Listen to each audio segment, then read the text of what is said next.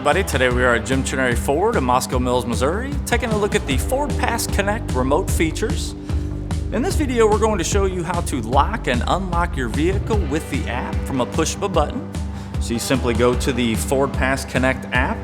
As you can see, there is a lock and an unlock feature right here. If you want to unlock the vehicle, simply push the unlock button.